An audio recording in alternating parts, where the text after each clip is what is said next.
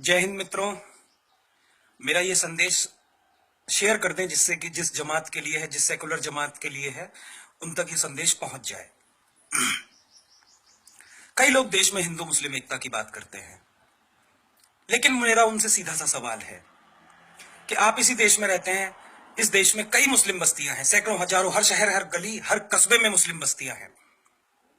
लेकिन क्या कभी आपने हिंदू बस्ती का नाम सुना? नहीं सुना। इसके पीछे वजह क्या है? ये सवाल है मेरा सीधा सा देश की सेकुलर जमात से। मेरी समझ में तो सिर्फ एक ही सवाल आता है, एक ही जवाब आता है कि वो आपके बीच रहकर आपको परखना चाहते हैं और आप डर के मारे उनके बीच नहीं रह सकते।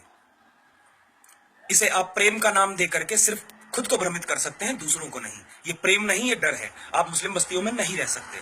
वो आपके बीच रह सकते हैं क्योंकि आप झूठे सेकुलरिज्म का चोला ओढ़े हुए हैं। एक और सवाल उन लड़कों से जो हिंदू मुस्लिम एकता की बात करते हैं कि आप कॉलेज के हॉस्टल्स में 4 हिंदू लड़कों के बीच में एक मुस्लिम लड़के को बड़े आराम से रख लेते हैं और वो रह भी लेता है क्योंकि आपका धर्म ये सिखाता है कि वो आराम से आपके बीच में रह ले।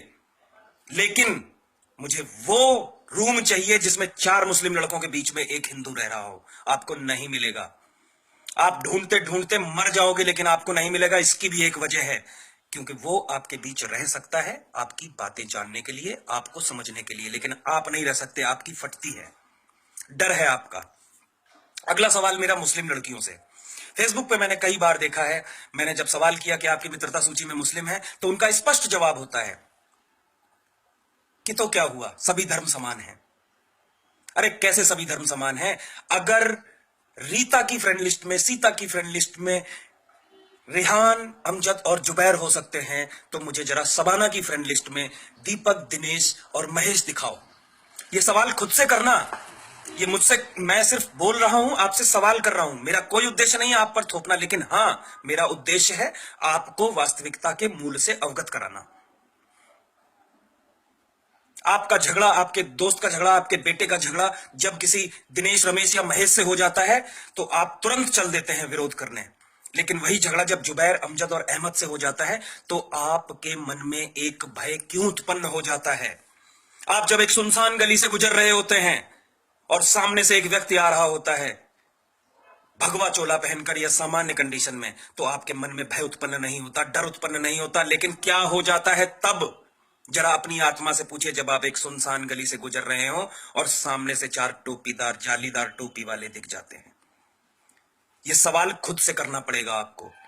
यह सवाल मेरे नहीं है, ये सवाल आज के वक्त के हैं।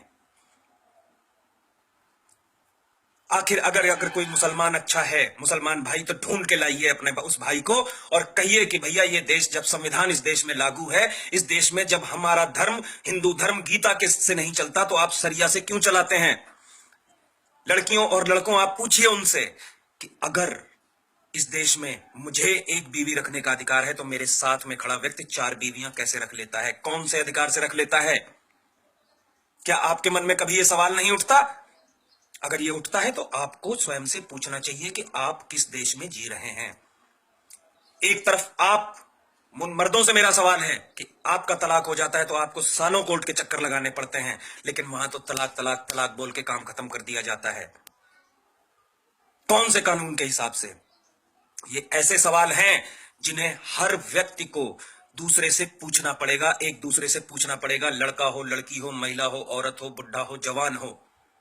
आखिर क्या है इस देश में कि मैं जो मंदिर में दान दे करके आता हूं, 10 रुपए, उसमें से 4 रुपए सरकार ले लेती है, जबकि उनके पास एक भी मस्जिद मदरसे का खाका नहीं है कि उसमें क्या आया क्या गया। मेरा उद्देश्य यह नहीं है कि उनको मैं टॉर्चर करूं, मेरा उद्देश्य यह है कि सारे कानून सिर्फ हम पे ही क्यों लागू होते हैं।